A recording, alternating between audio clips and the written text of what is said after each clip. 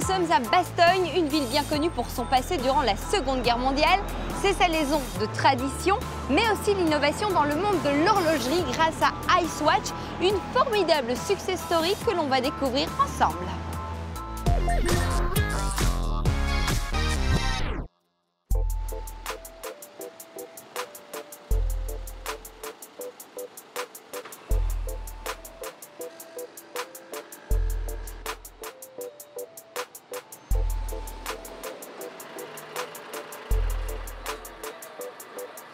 Bonjour Jean-Pierre. Bonjour Émilie. Merci de nous accueillir. Avec plaisir. Alors c'est étonnant parce qu'on a plus l'impression d'être dans une galerie d'art que dans une horlogerie. Est-ce bien normal? Oui, parce qu'il y a une belle relation entre l'horlogerie et l'art. Il y a des ponts entre les deux. L'art nous permet aussi de nous inspirer de temps en temps par rapport à nos créations.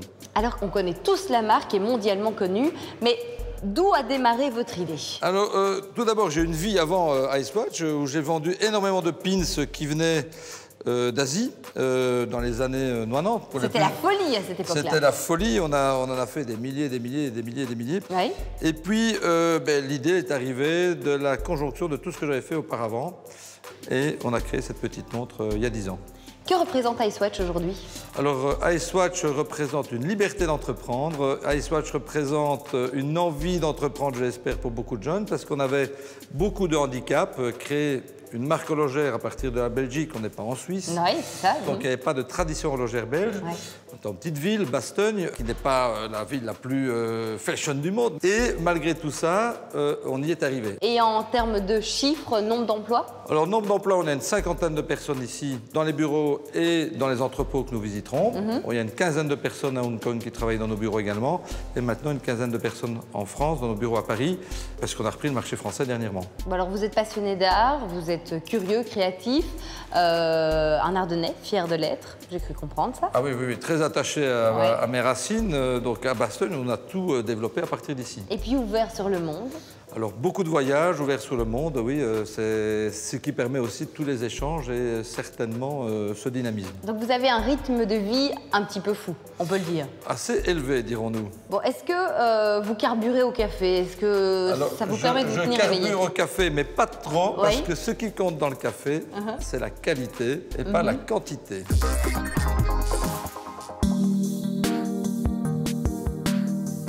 Retour dans les bureaux d'Icewatch à Bastogne. Dans cette grande salle de réunion, les œuvres d'art sont omniprésentes pour inspirer la création. L'une d'elles a une histoire incontournable pour Jean-Pierre Ludgen et pour sa marque. C'est le premier tableau que j'ai reçu comme cadeau de fin de réto de mes parents, peint par mon professeur de religion et de français de l'époque, et qui m'a toujours inspiré. Et on pourra le voir par rapport à tout ce qu'on va vous faire découvrir, à savoir ces lignes de couleurs qui sont là. On les reconnaît un petit peu, effectivement. Inconsciemment, on va les retrouver dans toute ma vie.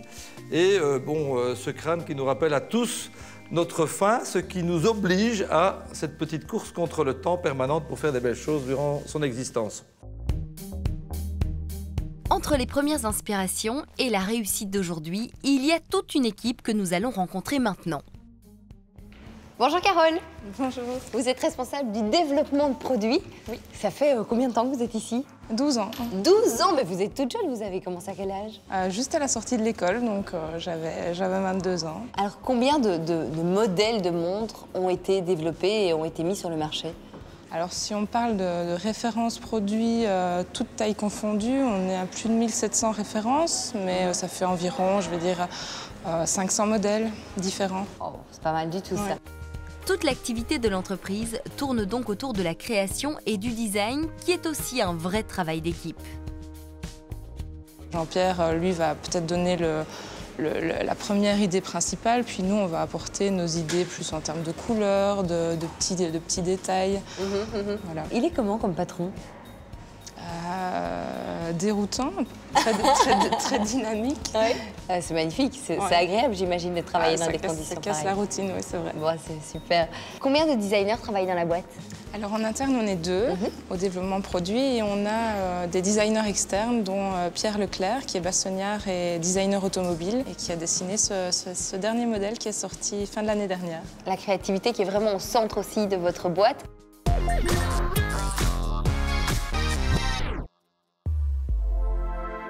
De retour dans l'entreprise Icewatch, je vais découvrir avec Ophélie des métiers qui n'existaient pas il y a 10 ans et qui sont aujourd'hui au cœur du succès de la marque. Alors moi je suis Community Manager, c'est-à-dire que je gère les réseaux sociaux pour Icewatch, principalement Facebook et Instagram.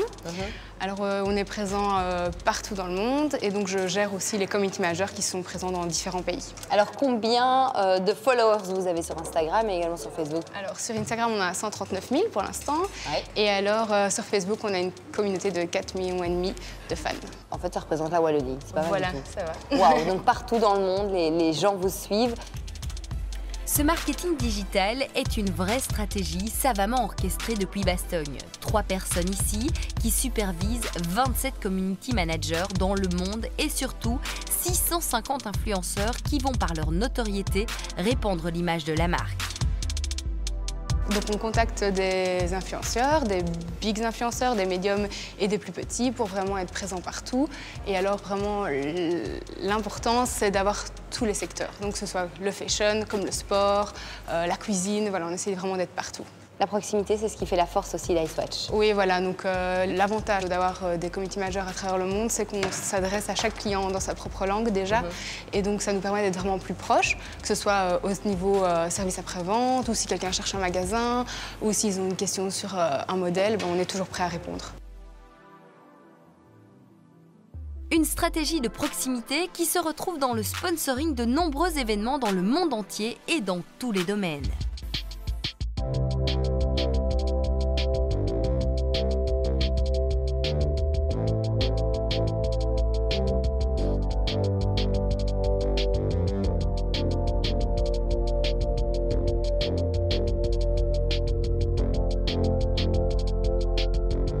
Bon alors Jean-Pierre, j'ai rencontré votre équipe de marketing, de création, également votre équipe de réseaux sociaux. Alors il y a énormément de choses qui se font en Belgique, mais à côté de ça, on prend aussi la direction de l'Asie pour la création des montres. Oui, effectivement, elles sont assemblées derrière Hong Kong. Pourquoi? Parce qu'il y a 2 endroits dans le monde où on fabrique des montres, en Suisse et en Asie.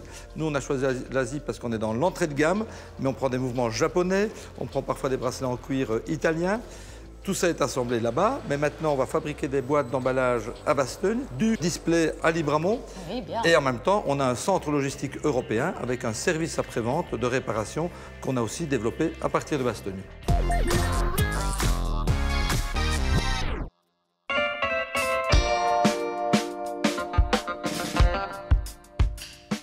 De retour ici à Bastogne, dans les locaux d'Icewatch, je découvre qu'il y a bien des horlogers professionnels dans la maison.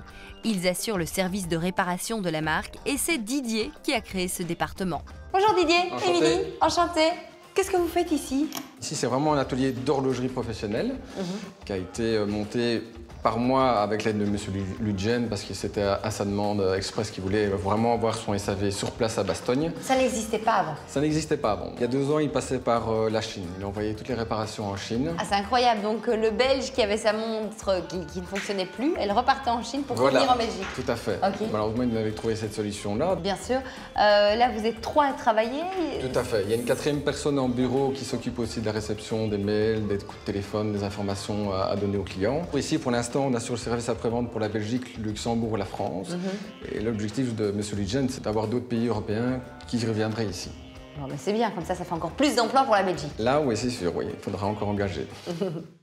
Pour terminer notre visite d'Icewatch, je me rends avec Jean-Pierre dans les entrepôts situés à quelques centaines de mètres des bureaux. Waouh, mais il est magnifique ce bâtiment. Il est tout neuf, j'imagine? Il est tout neuf, il a 4-5 ans et c'est ici que se trouve notre coffre-fort.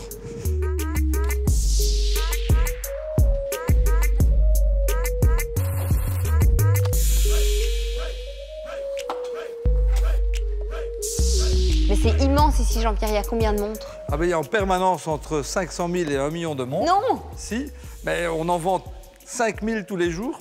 Donc, et on en a vendu plus de 20 millions depuis le début de l'aventure. Ça fait du chiffre. Ça fait du chiffre et ça fait du volume parce qu'elles sont toutes emballées. Ouais, oui. J'ai cru comprendre qu'ici, il y avait eu une grosse fête pour fêter vos 10 ans. Ah, il y a eu une méga fête, 400 invités, un dîner surréel avec Charles Quézin, des moments émotionnels très très forts, présence d'une chorale, présence de corps de chasse, de chevaux de trait. Enfin, c'était une histoire complètement folle. L'artiste que vous êtes a dû apprécier ce moment.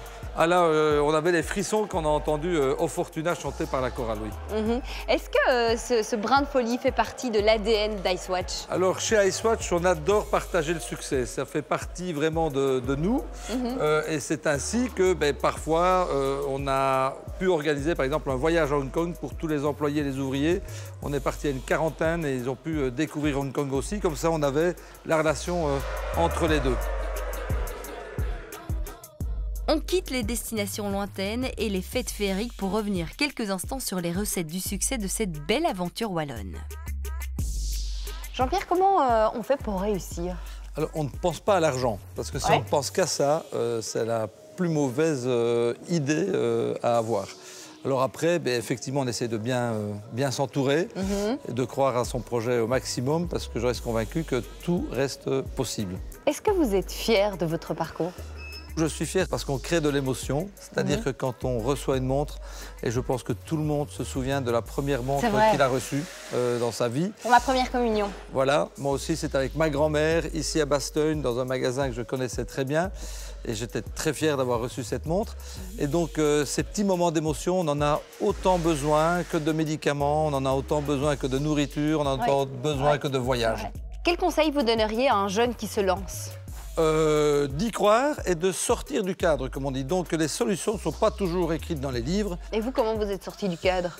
Je suis sorti du cadre, par exemple, au niveau de mes financements, où j'ai demandé à mes distributeurs de financer les premières commandes, alors que j'aurais peut-être dû aller voir les banques qui ne m'auraient sans doute pas prêté d'argent. Donc j'ai trouvé d'autres systèmes pour pouvoir finalement avoir ce financement. Est-ce que Icewatch continue à engager? Alors Icewatch engage toujours en permanence. Il y a des profils qui sont visibles sur Facebook. Donc j'invite les uns et les autres qui voudraient un jour nous rejoindre d'aller sur le compte Facebook Icewatch et de voir les personnes que nous recherchons.